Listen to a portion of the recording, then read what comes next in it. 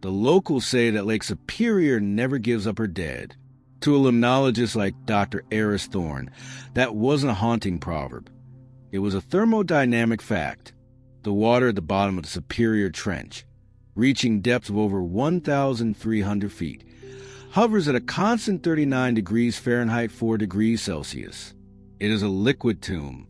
In shallower, warmer lakes, bacteria consume a body, creating gases that cause it to float to the surface. But in the crushing, icy heart of Superior, the chemistry of decay is arrested. A body or a shipwreck doesn't bloat.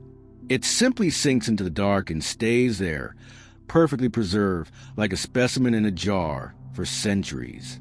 Aris stood on the edge of the weathered pier in Grand Marais, the morning wind whipping his heavy canvas jacket. He wasn't looking at the beauty of the sunrise over the Sawtooth Mountains. He was looking at the Sisu, his 34-foot research vessel. The name Sisu was finished for grit or stoic determination, and today, Aris felt like he'd need every bit of it. The boat was packed with the most advanced sensors money could buy: dual-frequency side-scan sonar, ultra-sensitive hydrophones, and forward-looking infrared FLIR cameras. To his university board, he was a scientist studying the impact of climate-driven thermal stratification. But Aris was actually there because of a piece of metal he had touched 2 days ago in a restricted Coast Guard impound lot in Duluth. It had been the hull of a luxury catamaran called the Gilded Lily. It had been found drifting 3 miles off the rocky coast of Isle Royale, completely empty. There was no blood on the deck, no signs of a struggle, and the lifeboats were still snubbed tight in their cradles. But the engine room looked like it had been hit by a surgical strike of impossible nature. Check the wiring, Aris. The investigator, a veteran named Miller, had whispered, pulling back a heavy lead-line tarp. Aris had expected to see charred copper from a short circuit, or perhaps the melted remains of a fire. Instead, he saw a void. Every inch of copper wiring had been stripped out of the conduits. It hadn't been cut with tools. The heavy-duty plastic insulation had been peeled back like the skin of a grape, and the copper beneath was simply gone. The steel bulkheads around the wiring ports were flared outward, showing rhythmic, jagged indentations, marks that looked like teeth, if those teeth were made of industrial diamond and moved with the force of a hydraulic press. "Nothing in the water does this," Aris had muttered, his fingers tracing the cold, jagged steel. "No animal, no machine. Maybe not a machine we built," Miller had replied, his face pale in the fluorescent light of the hangar. As Aris stepped onto the Sisu and fired up the twin diesel engines, the vibration of the deck felt different. He felt a phantom weight in the air. He spent the first 3 hours of his journey in the rhythmic, almost hypnotic work of calibration. He headed northeast, cutting through the swells toward the exact coordinates where the Gilded Lily's GPS had frozen. As the shoreline of Minnesota faded into a thin, hazy gray line, the lake began to show its true scale. Superior isn't a lake. It's an inland sea. It is the largest body of freshwater on Earth by surface area, holding 10% of the world's surface freshwater. It creates its own weather, its own gravity, and, as many sailors have claimed, its own rules. "Okay, let's see what you're hiding," Aris whispered to the empty cabin. He reached the 600-foot drop-off, where the continental shelf falls away into the deep trenches. He deployed the towfish, the torpedo-shaped sonar unit, and dropped the hydrophone into the depths. He settled into his captain's chair and slid on his noise-canceling headset. Usually, the hydrophone picks up a chaotic symphony, the rhythmic thrum-thrum-thrum of massive lakers carrying iron ore, the distant clicks of gas escaping the lake bed, and the whistling of the wind against the surface. Instead, he heard a sound that made his stomach drop. It was a low, rhythmic vibration. It wasn't the metallic hum of an engine or the erratic churning of a current. It was organic, like a purr, but scaled up to a terrifying magnitude. It was so deep it felt like it was vibrating in his marrow rather than his ears. Aris glanced at his spectrum analyzer. The sound was hitting a frequency of about 15 hertz, infrasound. Scientifically, infrasound is known to cause a specific biological response in the human nervous system. It triggers the fear center of the brain, leading to nausea, dizziness, and profound sense of the uncanny. It is why people feel haunted in certain old buildings where wind vibrates through pipes. But out here, in the middle of 1,000 square miles of water, there were no pipes. There was only the abyss. "I'm alone," Aris said, his voice sounding brittle. "It's just the displacement of the water." He checked his monitors. The sonar screen was a sea of blue and green, showing a flat, silted bottom far below. Then, the GPS began to scream. The digital readout on his dashboard started spinning wildly. The numbers blurred. According to the satellite link, the Sisu was currently in the middle of the Gobi Desert. Then it was in the South Pole. Then it was in a high-altitude orbit. "Come on, not now," Aris hissed, slamming his palm against the dash. The electronics on the Sisu were hardened against interference, yet they were behaving as if a massive magnet was being dragged across the hull. Then the boat jerked. It wasn't a wave. The surface of the lake was a sheet of black glass, disturbed only by the Sisu's own wake. This was a physical tug from below, as if a giant hand had reached up and brushed against the keel. Aris bolted to the stern, his heart hammering against his ribs. He looked down into the water. Because Superior is so low in nutrients, it is famously clear, the blue gold of the north. On a bright day, you can see 50 feet down into the emerald depths. But the sun was beginning to dip, and the water was turning into an impenetrable ink below the surface. He saw a flash.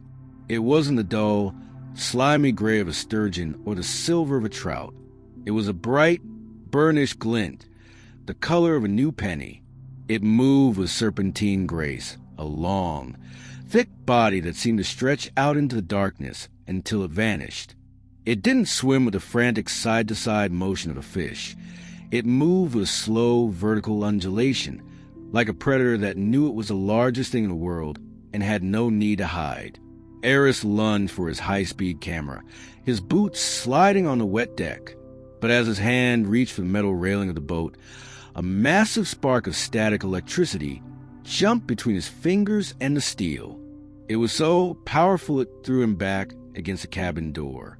Every light on the Sisu flickered, buzzed, and died. The diesel engines coughed once and went silent. The hum in his headset spiked into a deafening, agonizing whistle, a sound like 1,000 birds screaming at once, and then total, crushing silence. The Sisu was dead in the water. No power, no radio, no way home. The hours that followed were a masterclass in psychological erosion. As night fully claimed the sky, the temperature on the water plummeted. Without the heat from the engines, the cabin of the Sisu became a refrigerator. Aris could see his own breath in the beam of his failing flashlight. He checked the emergency battery bank beneath the floorboards, but when he opened the latch, he found the lead plates inside had been warped and fused together. Whatever had passed beneath the boat hadn't just drained the power. It had rearranged the molecular structure of the hardware. He sat on the floor of the cabin, hugging his knees to his chest. He tried to focus on the physics of it. Static discharge. Electromagnetic interference. He tried to build a rational wall between himself and the dark, but the lake was persistent. Around 2 a.m., the sounds changed. The infrasound purr subsided, replaced by something far more intimate. It started as a faint scraping sound, like sandpaper being dragged across the hull. It began at the bow and slowly, methodically, worked its way to the stern. Scrape, scrape, scrape. Aris realized with a jolt of terror that the creature wasn't just swimming. It was feeling the boat. It was exploring the shape of the Sisu with its body. He pressed his ear against the cold metal of the bulkhead and heard a faint, high-frequency clicking. Biological sonar, much more complex than the equipment he had just lost. He forced himself to stand. He had to see it. He had to know if his mind was playing tricks on him. He crept to the starboard window and wiped the frost away with his sleeve. The moon was nearly full, casting a silver pallor over the water. About 10 feet away from the boat, a series of ridges broke the surface. They looked like the vertebrae of a prehistoric whale, but they were jagged, covered in those same metallic, copper-toned scales. They shimmered under the moonlight, reflecting a spectrum of colors that shouldn't exist in nature, deep purples and oily greens. Then the head emerged. It rose slowly, silently, without creating a single ripple. The head was broad, nearly 4 feet across, with a blunt snout and thick, tufted structures where ears might be, resembling the lynx-like features described in the stories of the Anishinaabe. But the eyes were the most haunting part. They were enormous, forward-facing, and possessed a golden, crystalline depth. There was no hunger in those eyes. There was only curiosity. The creature exhaled, a sound like a steam vent opening in a mist of cold, fishy air sprayed against the window. Aris froze, his heart stopping in his chest. For a long, agonizing minute, man and predator stared at each other through the glass. Aris felt a strange sensation in his head, a sudden, sharp pressure behind his eyes, as if his brain was being scanned by a frequency it wasn't built to receive. Then, as quickly as it had appeared, the creature slipped beneath the surface. The boat gave a final, violent lurch as the massive tail brushed the keel, and then the lake was still again. Aris collapsed back onto the floor, his breath coming in ragged gasps. He realized then that his doctorate degrees, his sonar charts, and his thermal cameras were nothing but expensive toys. He was a man who had brought a ruler to a knife fight. He had tried to measure something that had been measuring us since the glaciers receded. He thought back to the research he had done before leaving. He remembered the name of a man he had dismissed. Elias, a member of the Grand Portage Band of Lake Superior, Chippewa. Elias had called the university office 4 times when the disappearances started, claiming he had records that didn't show up on sonar. Aris had told his secretary to file the messages under unsubstantiated folklore. Now, as he listened to the water lapping against the hull and the occasional, terrifying scrape of something hard and heavy against the metal keel, Aris realized that folklore was just another word for experience. The stories weren't myths created to explain the unknown. They were survival manuals created to document the undeniable. As the moon rose to its zenith, Aris heard the whistle again. This time, it wasn't coming through a headset. It was coming from the surface of the lake, carried by the wind. It was a high-pitched, melodic call that mimicked the cadence of human speech. It sounded like it was trying to say his name, over and over, a beckoning song from the deep. Aris, Aris. The lake wasn't just holding its breath. It was waiting for him to fall in. He looked at the empty copper conduits on the gilded lily in his mind's eye. He looked at the copper-colored scales he had seen in the water. He realized the creature wasn't just hunting for food. It was hunting for a specific element.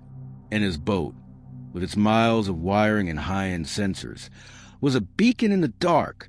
Aris grabbed his notebook and, by the light of the moon, wrote the first line of what would become the Thorne Report. The tribes were right. We aren't the observers out here.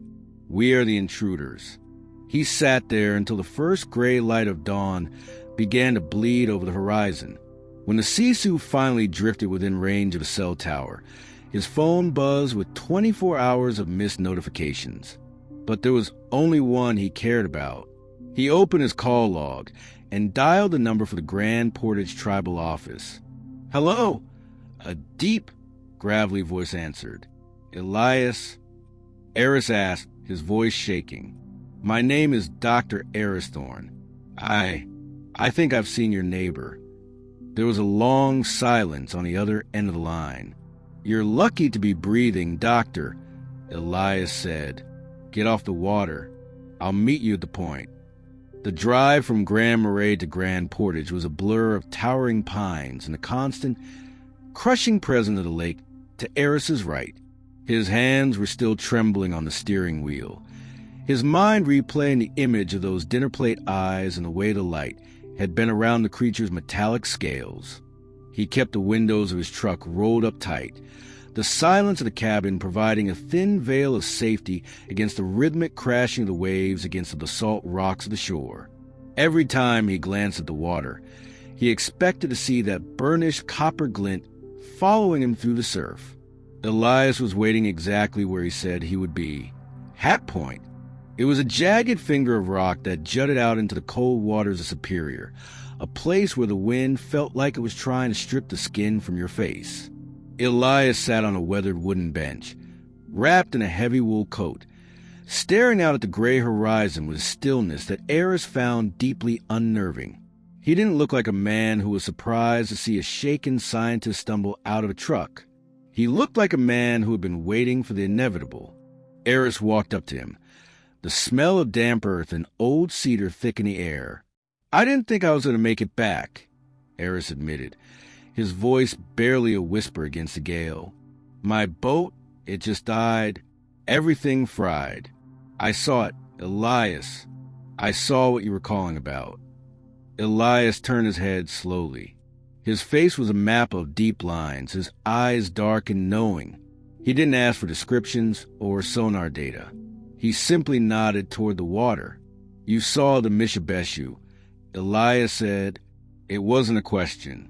The French called them the Great Lynx because of the ears and the face. But my people have known them as the masters of the copper long before a European ship ever touched these shores. You went looking for a monster doctor, but you found a landlord. I saw it stripping the copper," Aris said, leaning against a bench, his legs finally giving out. "In the impound lot, the Gilded Lily, the wiring wasn't just gone, it was harvested. And my own boat, as soon as I touched the railing, the static discharge was immense. Why copper? Why now?" Elias reached into his pocket and pulled out a small, heavy piece of raw copper ore, smoothed by the lake's tumbling action. "To us, copper is sacred. It is the blood of the earth. For thousands of years, the Anishinaabe mined the surface veins on Isle Royale and the Keweenaw Peninsula. We took what we needed, but we always left an offering. We understood that the copper didn't belong to us.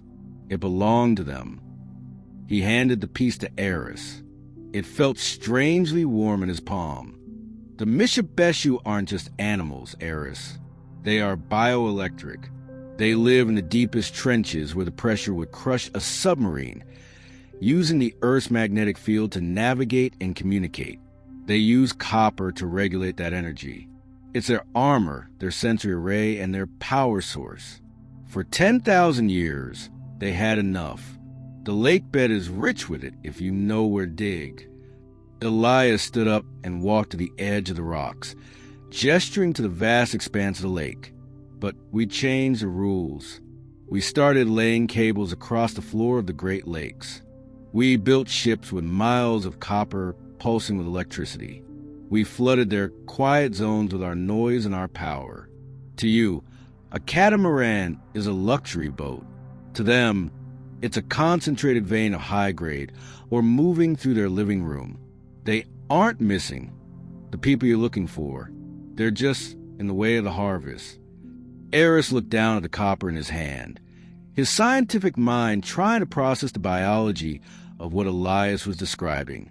An apex predator that fed on, or at least utilized, conductive metals.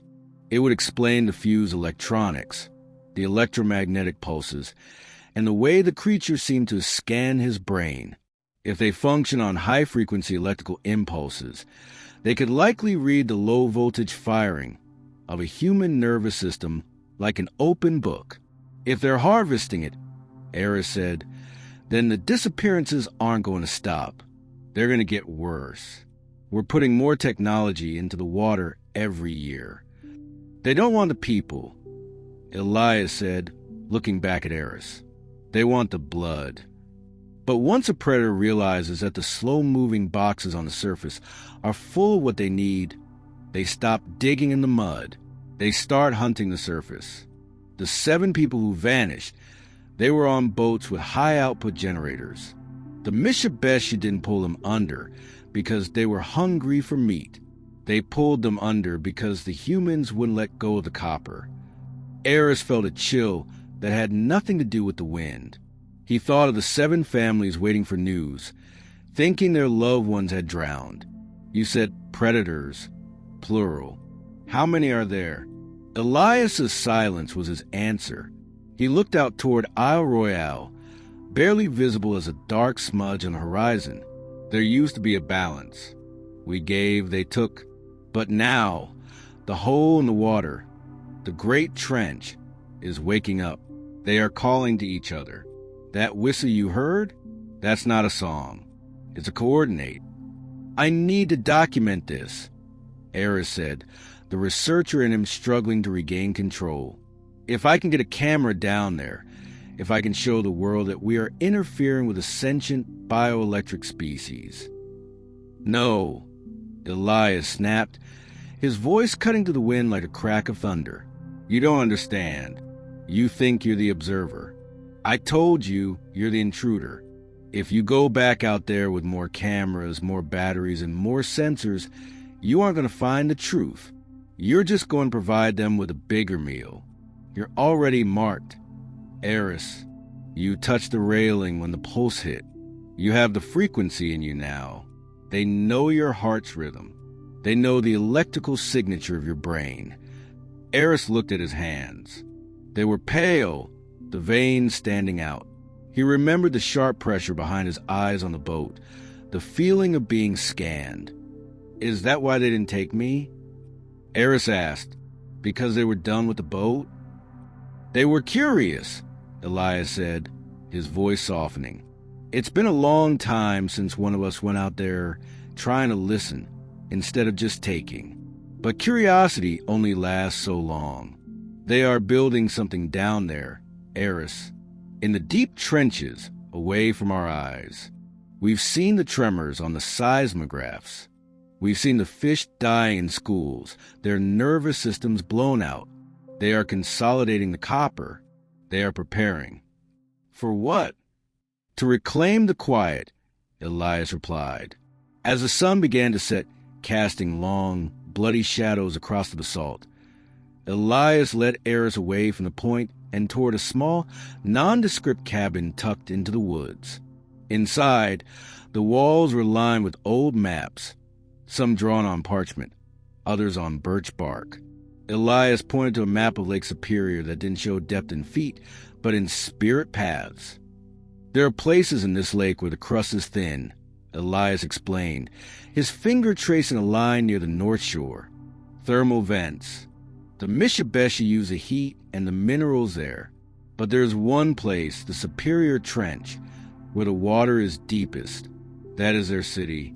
That is where they have taken the copper from the Gilded Lily and the others. Aris leaned over the map. If they're gathering it all in one place, the electromagnetic signature would be enormous. It would be like a second North Pole in the middle of the lake. Exactly, Elias said. And what happens to a compass when it gets too close to a magnet? It spins, Aris whispered. The GPS errors. The resets I saw on the boat. They aren't just side effects. They're creating a blind zone, a place where no modern navigation can function. They're making the center of the lake impassable for anything with a microchip. They are building a wall, Elias said. And once the wall is complete, anyone on the wrong side of it stays there. Aris stayed in the cabin that night, but he didn't sleep.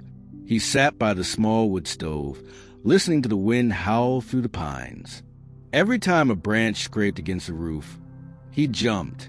He spent the hours writing in his journal, trying to find a scientific framework for bioelectric predators and sacred copper. He realized that Elias was right. The missing people weren't victims of a monster in the traditional sense. They were casualties of technological war. They didn't even know it was being fought. The Mitsubishi weren't evil. They were just reclaiming their environment from a species that had become too loud, too bright, and too hungry for the blood of the earth. But there was one thing Aris couldn't get out of his head. The seventh person to go missing wasn't a tourist or a wealthy sailor. It was a young girl from the Grand Portage Reservation, Sarah, who had been fishing off a small wooden pier with nothing but a tin can and some string. Elias. Aris called out into the dark of the cabin. The girl, Sarah, she didn't have an engine. She didn't have copper wiring. Why did they take her? Elias didn't answer for a long time. Aris thought he had fallen asleep. Then, from the darkness of the corner, Elias's voice came, low and heavy with grief. She was wearing a copper bracelet. Elias whispered, a gift from her grandmother, to keep her safe from the spirits of the water. She wouldn't take it off. She thought the lake was her friend. She didn't know the neighbor had changed. Aris closed his eyes, the image of the golden, crystalline eyes of the creature flashing in his mind. He realized then that the predators of the deep lakes didn't distinguish between a luxury yacht and a child's gift. To them, it was all just the same resource, and they were done sharing. The next morning, Aris woke to a strange sound. It wasn't the wind or the waves. It was a rhythmic metallic tapping. He walked to the window of the cabin and looked out toward the shore. There, sitting on the rocks just above the waterline, was a pile of objects. Aris stepped outside, the cold morning air stinging his lungs. He walked down to water, Elias following close behind. As they got closer, Aris saw what they were: the electronics from the Sisu, his sonar towfish, his hydrophones, his FLIR camera. They were all there, piled neatly on the basalt, but they were unrecognizable. The plastic casings had been dissolved, and every scrap of copper, every wire, every contact point, every bit of solder had been meticulously removed. They looked like skeletons of machines, bleached white and stripped of their life. And on top of the pile sat a single twisted band of copper, a child's bracelet. It's a trade, Elias said, his voice trembling. They returned the shells, but they kept the blood. Aris picked up the bracelet. It was cold, but as his fingers touched it, he felt that same sharp pressure behind his eyes. A whistle echoed across the water, thin and sharp, sounding like a final goodbye or a final warning. They're moving, Aris said, looking out at the gray, churning expanse of Superior. They're moving to the trench for the final phase. Then we have very little time, Elias said, because when the wall goes up, the lake belongs to them again. And God help anyone still out on the water. Aris looked at his truck, then back at the lake. He knew what he had to do. He couldn't stop them, and he couldn't fight them, but he had to see it. He had to see the city they were building before the lights went out for good. I'm going to Isle Royale, Aris said. That's the closest point to the trench. You can't take a boat, Elias warned. You won't even make a mile. I'm not taking a boat, Aris said, a desperate plan forming in his mind. I'm going to walk the ice line, and I'm going to take something they can't resist. He looked at the copper in his hand. He was going to use himself as bait. The drive to the northernmost tip of the peninsula was a silent one. Aris sat in the passenger seat of Elias's old, rusted-out 4x4, clutching his leather-bound field journal like a talisman. The weight of the copper bracelet in his pocket felt like a hot coal. Every few miles, the truck's radio would erupt into a burst of static, a harsh, rhythmic white noise that pulsed in time with the low-frequency humming Aris could still feel in the base of his skull. The Mishabeshu were no longer just in the water. Their influence was bleeding into the atmosphere, a dome of electromagnetic interference that was slowly severing the North Shore from the rest of the digital world. The ice is late this year, Elias muttered, his eyes fixed on the treacherous, winding road. But the shelf is still there near the Apostle Islands. If we can get to the outer rim of the archipelago, we can reach the deep water drop-off without a motor. They don't react to wood or bone. It's the metal they're listening for. Aris looked out at the frozen expanse. You're talking about a skin boat, a kayak. Elias, that trench is hundreds of feet deep and miles from the shore. If we get dumped into 39-degree water, we have less than 10 minutes before our hearts stop. That's not a plan. That's a suicide pact. Elias slowed the truck as they approached a hidden trailhead, the tires crunching over frozen needles and deep snow. It's the only way to see the grand assembly. If you want your data, Doctor, you have to leave your safety behind. The lake doesn't care about your 10 minutes. The lake only cares about balance. They spent the next 4 hours hauling gear to a secluded cove. Elias had produced 2 traditional cedar frame kayaks, covered in taut, waterproof hides. They were silent, ancient, and entirely devoid of metal. No screws, no copper rivets, no GPS mounts. To the creatures below, these vessels would be indistinguishable from a floating log or a dead whale. As they pushed the light crafts into the slushy black water of the cove, Aris felt a wave of vertigo. The water was so clear it felt like he was hovering over a void. Below him, the basalt rocks plummeted into a darkness that seemed to swallow the light of the winter sun. "Keep your paddle low," Elias whispered, his breath a white plume in the freezing air. "Don't splash. Vibration travels for miles in the deep. And whatever you do, do not touch the copper bracelet until I tell you." They paddled in a rhythmic, agonizingly slow cadence. The silence of the open lake was deafening. Away from the shore, the wind died down, leaving a stillness so profound Aris could hear the blood pumping in his own ears. He kept his eyes on his wrist, not on a watch, which had long since ceased to function, but on the hair on his arms. They were standing straight up. The static in the air was so thick he could taste ozone on his tongue. As they crossed a 3-mile marker, the wall became visible, not to the eyes, but to the senses. The air began to shimmer with a faint northern light-style haze, even though it was midday. A pale, violet curtain of energy seemed to ripple just above the surface of the water, extending as far as the eye could see. It was the boundary of the blind zone. "Look down," Elias commanded. Aris leaned over the side of the skin boat.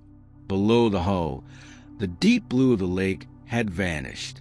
In its place was a sprawling, subterranean aurora. Thousands of feet below, the Superior Trench was glowing. It wasn't a volcanic red of magma. It was a brilliant, pulsing copper blue. Through the crystalline water, Aris saw them. At first, he thought he was looking at a geological formation, a forest of metallic spires. But then the spires moved. There were hundreds of them, mishabeshu of all sizes, from the length of a canoe to the size of a freighter. They were woven together in a massive, slow-moving spiral, a biological hurricane of copper scales and glowing eyes. They were dragging things.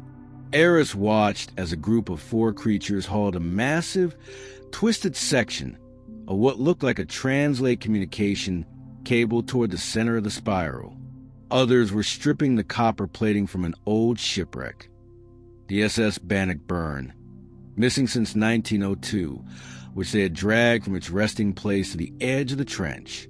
"They aren't just building a wall," Aris whispered, his voice trembling with a mix of terror and scientific awe.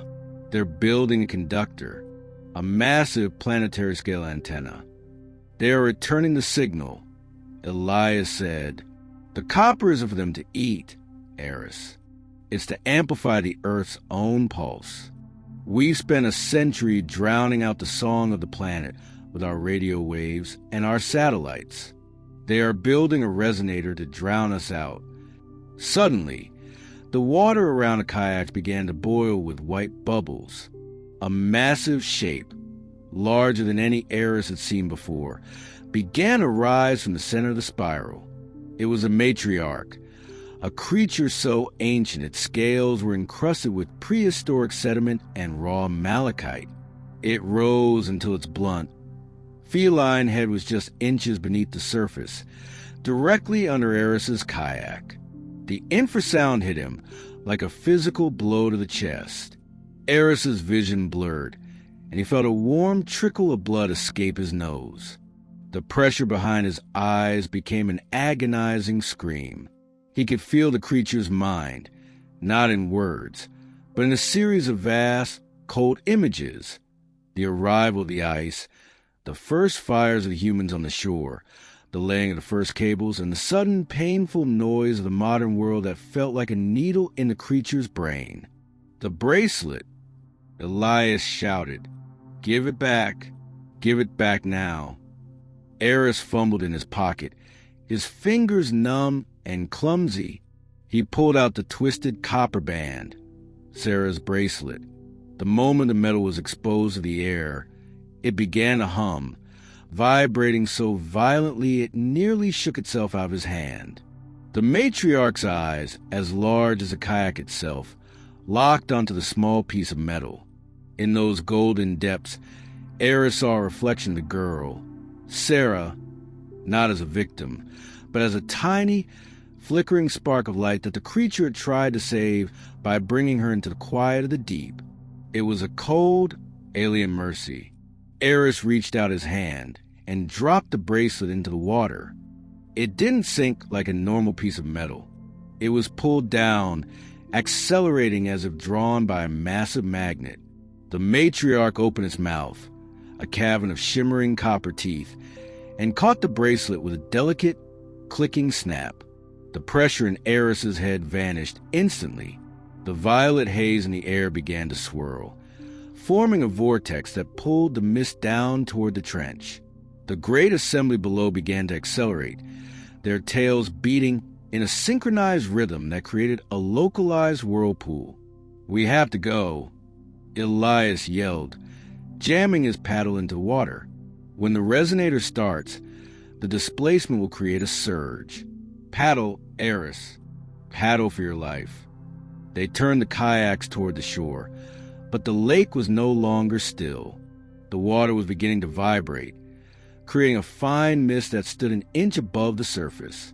A low-frequency moan, like the sound of 1,000 cellos, rose from the depths, shaking the very air in Aris's lungs. Behind them, the center of the lake seemed to erupt. A pillar of pure, white light shot up from the trench, piercing the clouds and extending toward the stars. It wasn't fire. It was pure ionized energy, a bridge built of harvested copper and ancient will. As they neared the Apostle Islands, a massive wave, the surge Elias had warned about, caught the back of the kayaks. It wasn't a breaking wave, but a silent, powerful rise in the water level. It lifted them over the rocky outcroppings and deposited them, soaked and shivering, deep onto the snow-covered shore. Aris scrambled out of the kayak and looked back. The light was gone. The violet haze was gone. The lake looked exactly as it had for 10,000 years, a cold, blue mirror. But when Aris reached into his pocket for his satellite phone, the screen didn't just show no service. The device was cold, its internals pulverized into a fine, gray dust. He looked at Elias, who was standing on the shore, watching the horizon. "Is it over?" Aris asked, his voice cracking. "The harvest is over," Elias said quietly. "But the blind zone is permanent now. The center of the lake is a dead spot. No signal will ever cross it again. No ship with an engine will ever find the trench. They have their quiet back." Aris looked at his hands. The static was gone, but his skin felt different, sensitized. He realized that while the world had lost its connection to the lake, he had gained something he couldn't explain. He could feel the pulse of the water, a slow, deep heartbeat that matched his own. He opened his journal to the last page. He didn't write about sonar or thermal gradients. He didn't write about the water lynx as a monster. He wrote, "We were never the masters of the deep. We were just the noise that finally got turned off.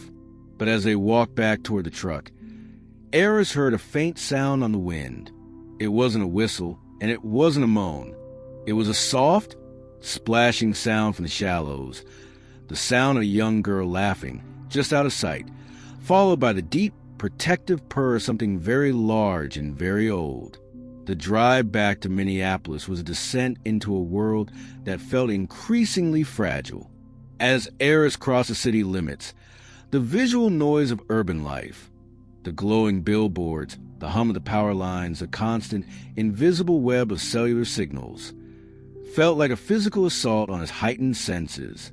He could still feel the phantom pulse of the lake in his bones, a slow, deep thrum that made the high-frequency buzz of the city feel thin and frantic. He walked into the University of Minnesota's limnology department looking like a man who had survived a shipwreck. His boots were stained with the gray silt of the North Shore, and his eyes had a hollowed-out, frantic intensity. He didn't head to his office. He went straight to the secure data lab, clutching the encrypted hard drive that contained the final, distorted readings from the Sisu's black box before the pulse had fried the hardware. He spent 36 hours straight in that windowless room. He ran the corrupted files through every recovery algorithm he knew, trying to reconstruct the image of the grand assembly in the trench. What emerged on the screen wasn't a clean photograph, but a visualization of the electromagnetic disturbance, a swirling, golden-hued map of the copper harvest. It was a biological circuit. The Mishabeshu weren't just swimming in a circle. They were acting as living capacitors, moving in a pattern that mirrored the coil of a massive electrical motor. The copper they had stripped from the yachts and cables was being fused into a central spire at the bottom of the superior trench. As Aris stared at the screen, the door to the lab hissed open. He expected his department head, Dr. Vance.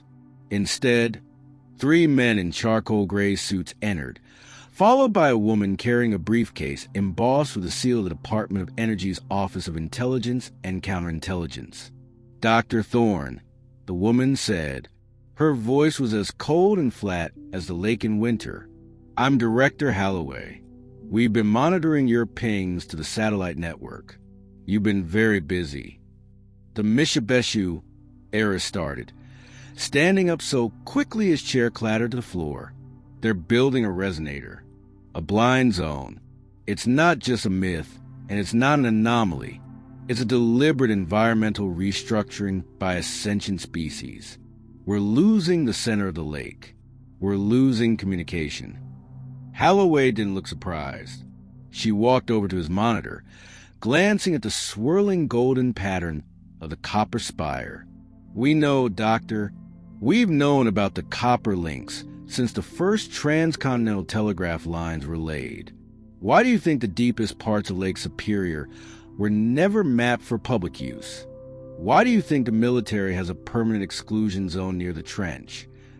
Aris felt a cold pit form in his stomach. You knew they were harvesting metal? You knew people were disappearing.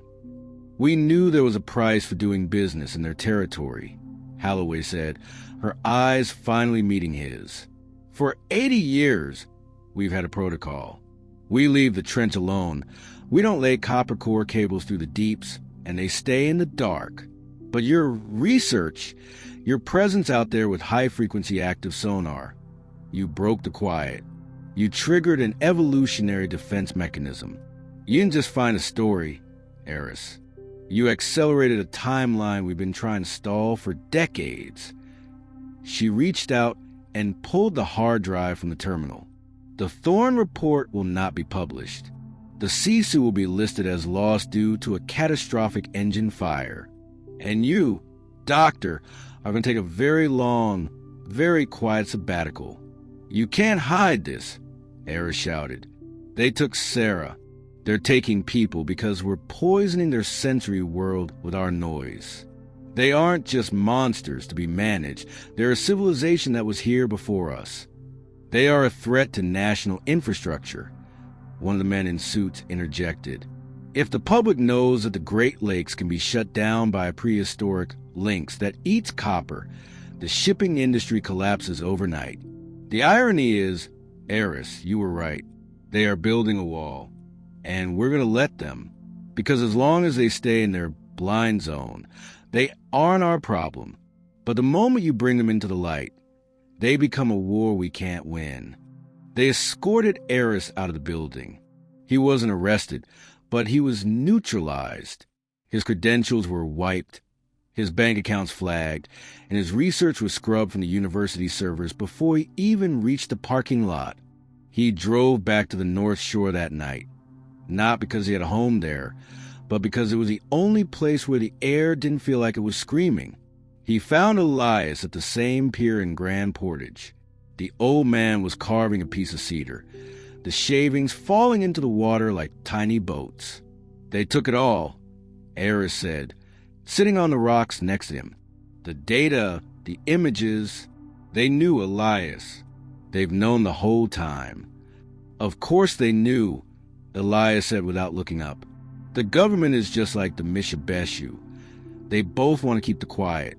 They just have different ways of doing it. One uses copper, the other uses paper. They said I'm the reason the timeline accelerated, Aris said, his voice cracking. They said I woke them up. Elias stopped carving and looked at Aris. The lake was already waking up. You were just the one who was brave enough to hold the mirror. But the mirror is broken now, isn't it? I still have the frequency, Aris whispered. He tapped his temple. I can still hear the whistle. Even here, miles from the deep water. It's getting louder. That's because the wall isn't finished, Elias said. The copper harvest in Superior was just a start. The Great Lakes are all connected. Aris, Superior, Michigan, Huron, Erie, Ontario.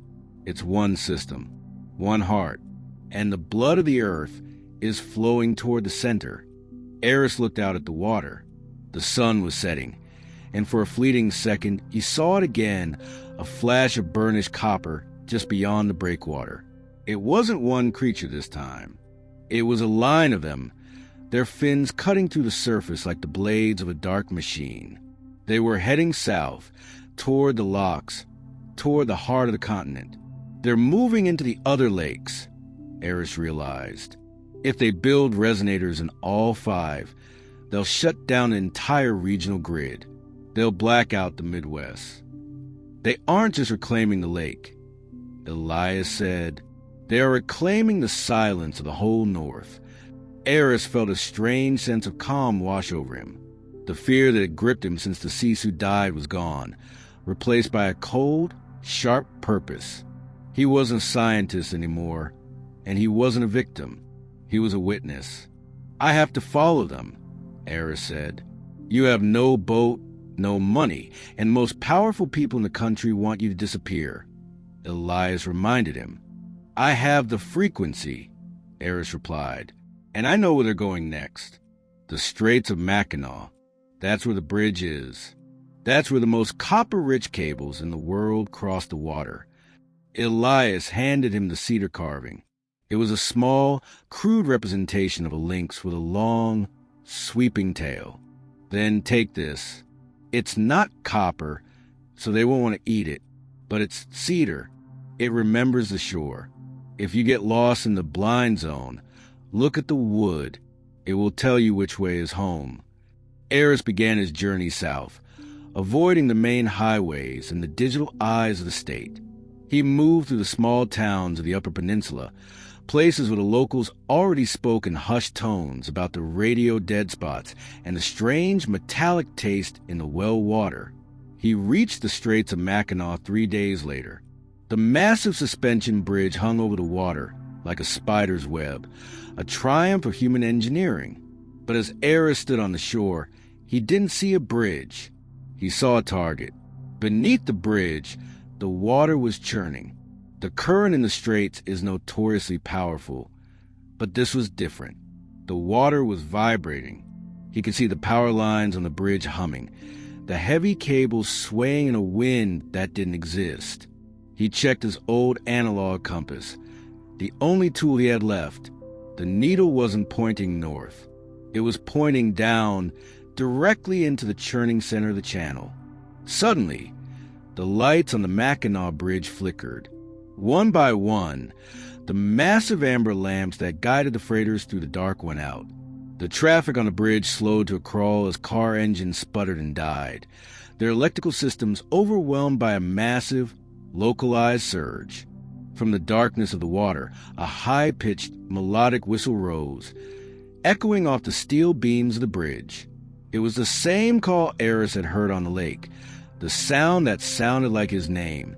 Aris, Aris. But this time, it wasn't just one voice. It was a chorus.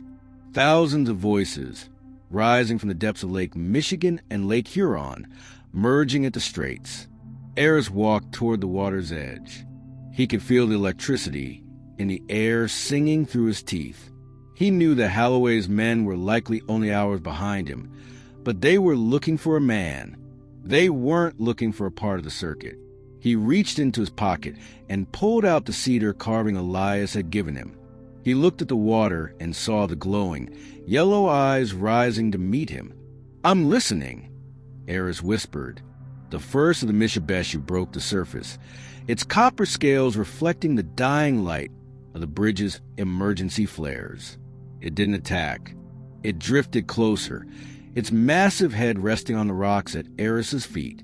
Aris realized then that the blind zone wasn't just a wall to keep us out. It was an invitation for those who were willing to stop talking and start feeling. He stepped into the freezing water, the cold biting into his skin. But as his hand touched the creature's wet, metallic scales, the cold vanished. He didn't feel the water. He felt the entire Great Lake system. He felt the pulse of the copper veins in the earth, the vibration of the tectonic plates, and the deep, ancient hum of a world that was finally, after a century of noise, beginning to fall silent. "Show me," Aris said. The creature dipped its head, and Aris climbed onto its broad, powerful back, his fingers interlacing with the tufted scales behind its ears. With a powerful surge of its spade-shaped tail, the Mishabesha dived, pulling Aris into the churning blackness of the straits. Above, the bridge went completely dark. The blind zone had officially reached the heart of the continent. The descent was not the drowning Aris had feared. Instead, it was an entry into a world of vibrant, electric light. As they dove deeper into the narrow channel of the straits, the creature's bioelectric field enveloped Aris in a pocket of pressurized, oxygenated air, a byproduct of the electrolysis occurring around the creature's metallic scales. He could breathe, but the air tasted like ozone and ancient minerals. They moved through the water at an impossible speed, the pillars of the Mackinac Bridge passing them like the ribs of a dead giant. Aris looked up and saw the hulls of stalled freighters overhead, their propellers frozen, their steel bellies looking like helpless whales. The Mishabeshu led him toward the massive underwater power lines that fueled the lower peninsula. There, he saw hundreds of the forest people of the water already at work. They weren't just stripping the copper, they were weaving it. They were taking the raw power of the human world and grounding it into the lake bed, turning the entire channel into a massive, submerged lightning rod. The scale of the project was staggering. It wasn't just a nest or a wall. It was a cathedral of conductivity. Aris saw Sarah's copper bracelet again, or one exactly like it, fused into a central junction point. It wasn't a trophy. It was a key.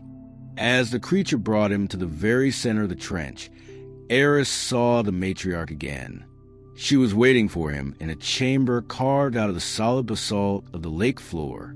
The walls were lined with thousands of years of offerings, copper tools from the Anishinaabe, brass bells from colonial ships, and modern microchips from downed drones. The matriarch didn't speak, but the frequency in Aris's head shifted. The images became clearer.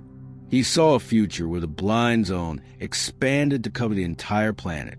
He saw the humans retreating into the centers of the continents, away from the coasts and the Great Lakes, as the ancient inhabitants reclaimed the electrical quiet of the earth.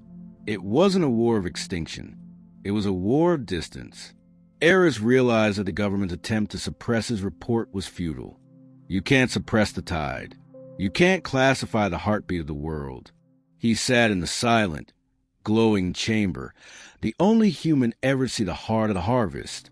He knew he could never go back to the world above. He was part of the circuit now. He was the bridge between the noise and the quiet. He took his journal, the pages soaked but the ink somehow preserved by the creature's field, and wrote the final entry of Part 4. The harvest is complete. The grid is failing. But for the first time in my life, I can finally hear the earth think. Outside the chamber, the water of the Great Lakes began to glow with a soft, copper-blue light. From Lake Superior to Lake Ontario, the blind zone solidified. The Great Lakes had become a fortress of silence. And in the center of it all, Dr. Aris Thorne waited for the world to wake up to the new reality. The transition from the Straits of Mackinac into the vast, lightless interior of Lake Michigan was not a journey of miles, but of sensory disintegration. Aris Thorne felt the world above, the air, the light, the very concept of human language, atrophying.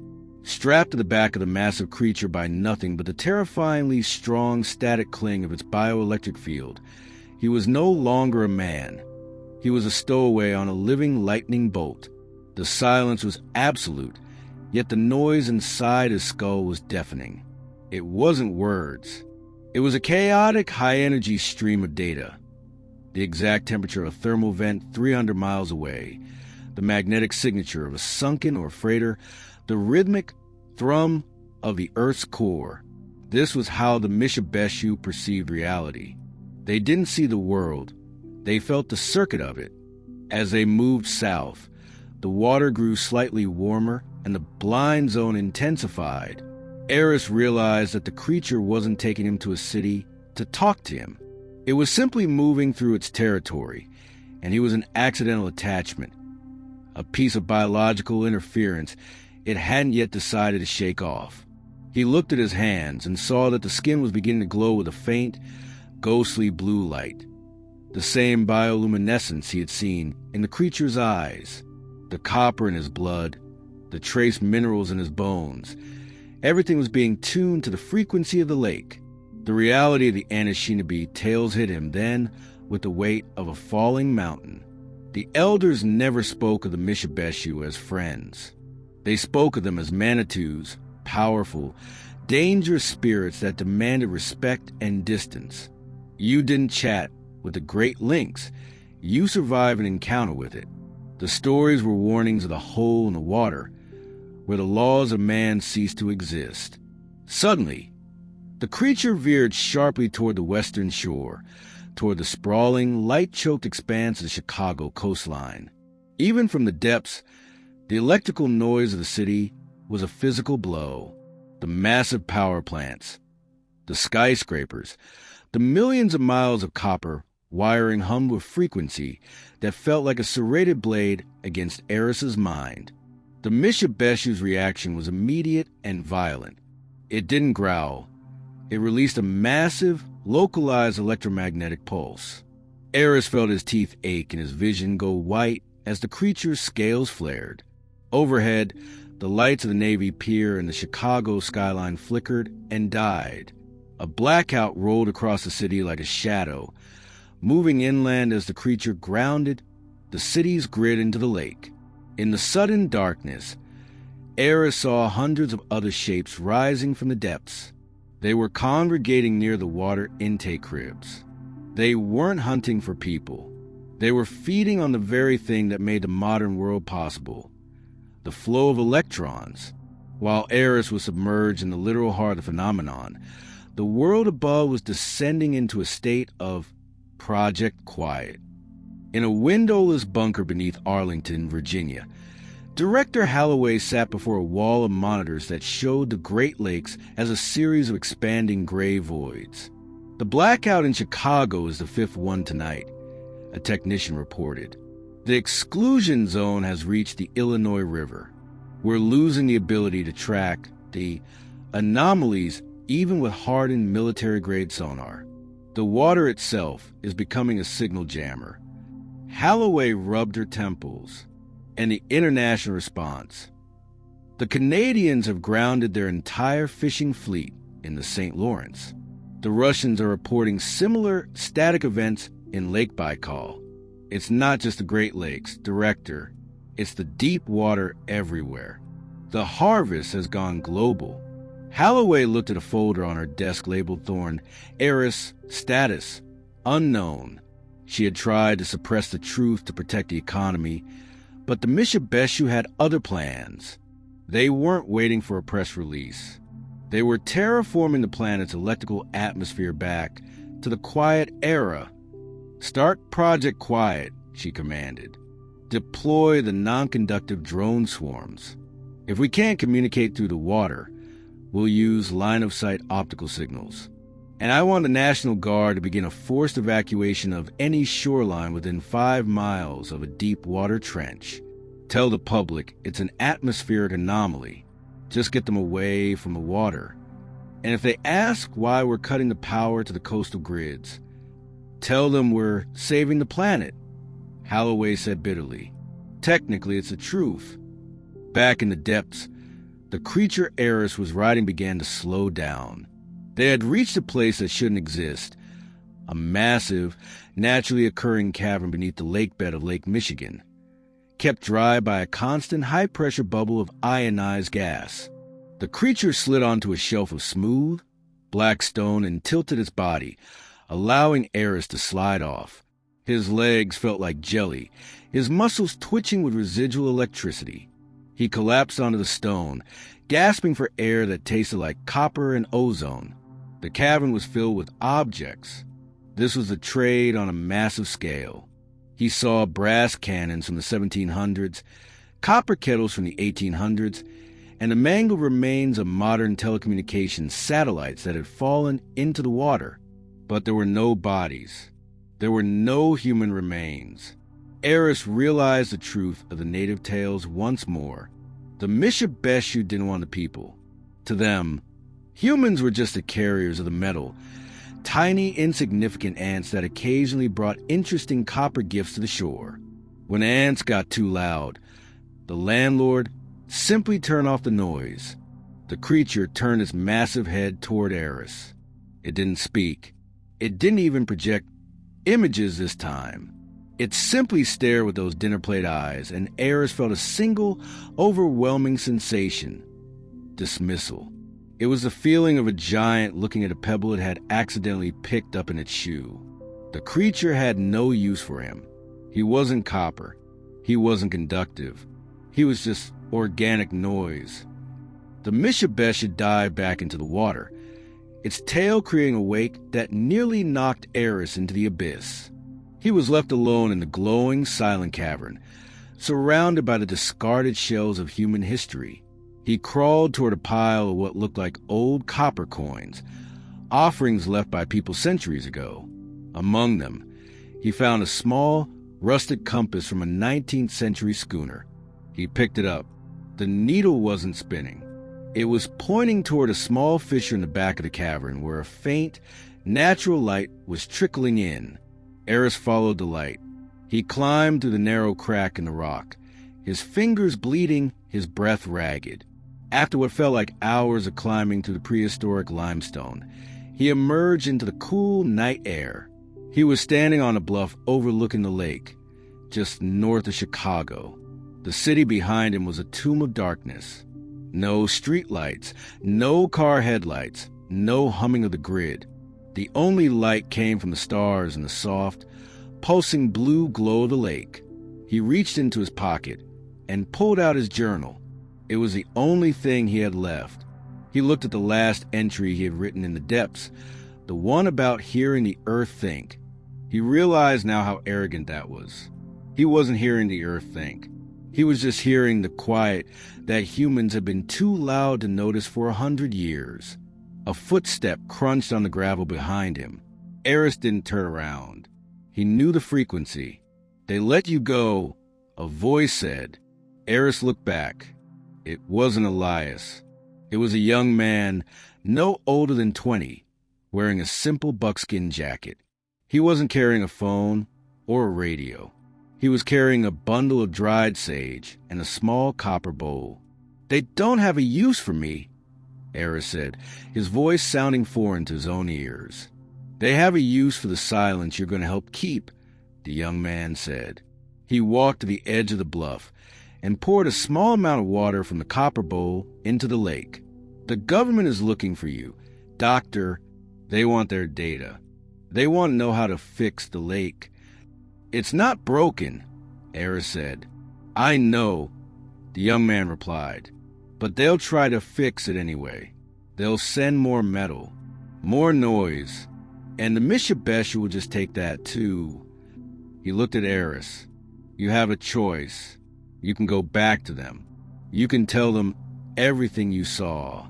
You can help them build a bigger ruler to try and measure the links. Or you can help us with the trade. Aris looked at the dark city behind him, then back at the glowing, silent lake. He thought of the 7 missing people, including Sarah. They weren't dead. They were just part of the quiet now. They had become part of the lake's memory, stored in the sub-zero vaults of the trench where nothing ever decays. How do we start? Aris asked. We start by listening, the young man said, and by making sure no one else rings the dinner bell. Aris took his journal and threw it into the lake. He watched as the leather-bound book hit the water and was immediately pulled down by a localized current, disappearing into blue glow. He didn't need to write it down anymore. He felt the data in his marrow. Behind them, a black helicopter with muffled rotors began to circle the bluff, its spotlight cutting through the darkness. The government had found him. Holloway wanted her sabbatical for him to begin. The young man didn't look worried. He stepped toward a hidden path in the rocks. Follow me. They can't see us in the blind zone.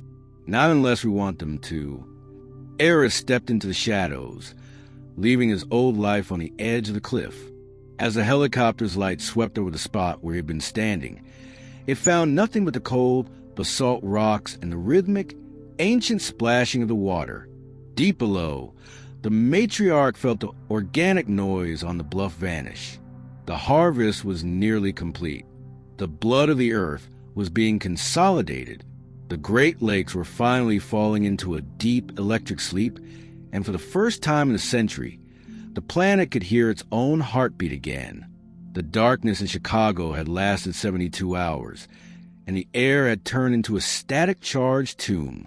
The city wasn't just blacked out, it was being physically drained. Every backup generator that roared to life in the basement of a hospital or a high-rise was dead within minutes. The copper windings inside the machine stripped or melted by an invisible, localized hunger that defied every law of electrical engineering. The blind zone wasn't a static wall anymore. It was an expanding singularity.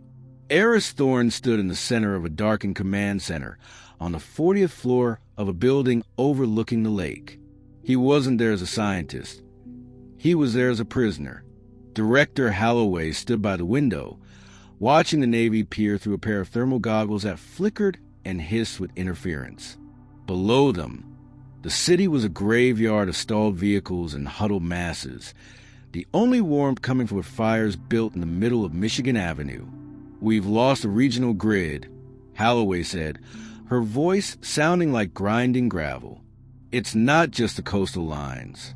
The interference is traveling up the rivers, following the copper veins like a virus. If we don't sever the connection at the Chicago cribs, the entire eastern interconnection collapses by morning.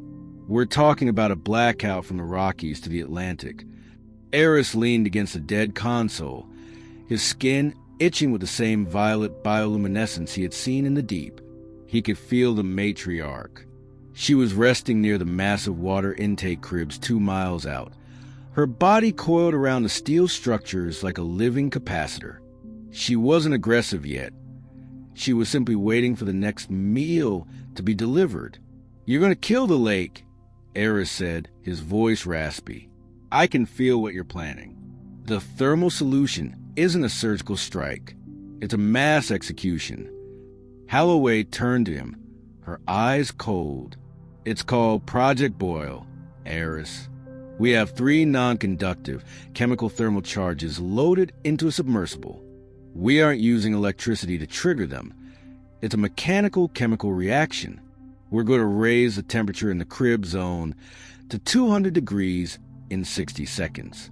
Whatever is down there will be cooked instantly.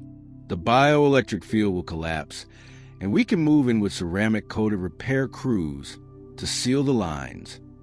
You'll kill everything within 5 miles, Aris argued, stepping toward her. The sturgeon, the trout, the entire ecosystem that has survived since the Ice Age, and it won't work. The Mishabeshu are bioelectric. They'll sense the chemical shift before the reaction even peaks. You'll just trigger a retaliatory pulse that will flatten every living heart in the city. Then give me another option, Holloway snapped. Because in 6 hours, the president is authorizing the strike. We are not losing the United States to a school of prehistoric fish. Aris looked out at the water. The frequency in his head was a jagged, screaming line. He didn't have a scientific solution, but he had a biological one. He knew the trade. Let me go out there, Aris said. Not as a soldier, as a conductor. If I can get to the matriarch, I can offer her a ground, a way to discharge the tension they've harvested back into the Earth's mantle for the fault lines under the lake. They don't want to destroy us. Holloway, they just want the noise to stop. If I give them a sink for the energy, they'll retreat to the deeps. And how do you plan to survive that much current? Aris looked at his hands, where the copper-blue veins were now visible through his skin. I won't, but the city will. The journey to the cribs was a descent into a nightmare. Aris was placed in a small wooden dory. No metal, no electronics, nothing that would draw the creature's attention. 2 silent oarsmen, members of the Grand Portage Band who had been recruited by Holloway for their knowledge of the water, rowed him through the freezing, churning surface. The quiet out on the water was terrifying. Away from the shore fires, the lake was a void. But beneath the dory, the water was alive. Huge. Serpentine shapes moved in the depths, their scales brushing against the wooden hull with a sound like sandpaper on glass. The air tasted so much like copper that Aris's mouth felt like it was filled with pennies. As they approached the massive stone and steel structure of the Harris Endeavor crib, the water began to hum. It was a physical sensation, a vibration that threatened to shake the dory apart. This is as far as we go, listener, one of the rowers said, his face pale with dread. The water is heavier. If we go any closer, our hearts will stop. Aris nodded, gripping a heavy coil of pure, uninsulated copper wire that Holloway had provided. It was a desperate tool, a tether to the lake's floor. He climbed onto the slippery, ice-coated ladder of the crib, his fingers numb, his breath coming in ragged gasps. As he reached the top deck of the structure, he saw her. The matriarch had breached the surface, her massive, feline head resting on the edge of the crib's stone parapet. She was beautiful and horrific all at once. Her scales weren't just copper-colored anymore. They were translucent, glowing with the sheer volume of power she had drained from the city. Thousands of volts of stolen human energy were pulsing through her, looking like lightning trapped in a bottle. She watched him with eyes that were no longer just golden, but filled with a swirling violet fire. She wasn't just a predator anymore. She was an overloaded circuit. I know, Aris whispered, the frequency in his brain reaching a fever pitch. It's too much. The noise, the hunger, it's killing you too. He began to unwind the copper coil. He wasn't just dropping it into the water. He was threading it through the steel reinforcements of the crib, creating a massive, improvised grounding rod. He could feel the matriarch's curiosity. She didn't attack. She watched him with the same evaluation he had felt in the superior trench. Suddenly, a bright, white light flared on the horizon. No, Aris groaned. Holloway, you didn't wait. The military had launched a tracer drone, a high-altitude optical scout, to see if the target was in position. To the matriarch, the drone's high-intensity LED searchlight was a needle in her eye. She reacted instantly, her body tensing, the electricity in her scales arcing toward the sky. "Wait!" Aris screamed, lunging for the end of the copper coil. He grabbed the raw wire and, with a final, desperate surge of strength, he threw himself toward the matriarch. He didn't hit her. He hit the water directly in front of her snout, clutching the copper tether that led deep into the crib's foundation and down into the bedrock of the lake. The discharge was a physical manifestation of a god's wrath. A pillar of violet lightning shot from the matriarch, through Aris, and down the copper line. The sky over Chicago turned white. Every person on the shore saw the flash, a silent explosion of energy that made the stars disappear. In that moment, Aris Thorne ceased to be a man. He became a conduit. He saw the entire world as a web of light. He saw the blood of the earth moving through the veins of the planet. He felt the matriarch's relief as the agonizing tension of the city's power was drained away from her body and grounded into the deep, cold crust of the earth. The blind zone didn't collapse. It solidified. When Aris opened his eyes, he was lying on a bed of wet sand. The air was silent, not the heavy, oppressive silence of the blackout, but a natural, clean quiet. He could hear the wind in the trees and the gentle lapping of the waves. He tried to sit up, but his body felt like it was made of lead. He was on a secluded beach north of the city. Thomas was there, kneeling beside him, his hands covered in a cooling herbal salve. "The strike was aborted," Thomas said softly. "The Pulse U grounded fried their Project Boyle before they could even launch. Halloway has been recalled. The government is calling it a natural magnetic realignment to cover their tracks." Aris looked at his hands. They were scarred, the skin etched with branching, fractal patterns of white and silver, Lichtenberg figures, the mark of man who has survived a direct strike of godlike voltage. "The city?" Aris rasped. "The power is back, but it's different," Thomas said. "The grid is running at half capacity. The engineers say the copper won't hold a full charge anymore. It's like the metal itself has been warned. Chicago is a low-power city now. They're calling it the dimming." Aris looked out at the lake. It was gray and calm. There was no blue glow, no boiling water. The Mishabeshu had retreated. They had their trade, and they had their quiet. "They won't come back," Aris said, his voice stronger. "Not unless we get loud again." "But they're still there," Thomas reminded him, "watching." 3 months later, the world had begun to adjust to the new quiet. The Great Lakes were no longer the industrial highway of the continent. They were a sanctuary. The shipping lanes were moved to rail. The massive lakers were mothballed in the Duluth harbors, and the shoreline was slowly being reclaimed by the forest. Aris returned to the North Shore. He didn't go back to the university. He moved into a small cabin on the edge of the Grand Portage Reservation, near the hole in the water. He spent his days sitting on the rocks, his scarred hands resting on the basalt. He realized that the predators of the deep lakes weren't a threat to humanity's survival. They were a threat to humanity's arrogance. They were the planetary safety switch, a biological reset button that ensured the world never became too noisy for its own good. One evening, a black car with government plates pulled up to the trailhead. Halloway stepped out, looking aged and broken. She didn't have a briefcase this time. She just had a file. "The president wants to know if it's safe to lay the new fiber optic cables," she said, her voice hollow. "They're using non-conductive glass. No copper, no electricity." Aris didn't look back. He kept his eyes on the horizon, where a single copper-colored fin was cutting through the water. Tell them the lake is listening, Aris said, and tell them that glass can still vibrate. If they're quiet, they'll survive. If they're not, the next harvest won't just be the copper. Holloway stood there for a long time, watching the water. She saw the fin.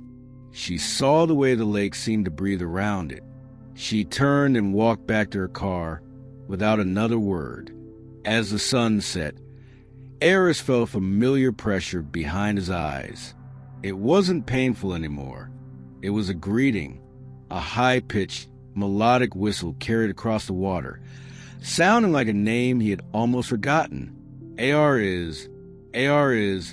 He smiled and picked up a piece of cedar, beginning to whittle a new shape, a figure of man and a lynx, joined by a single, winding line of copper.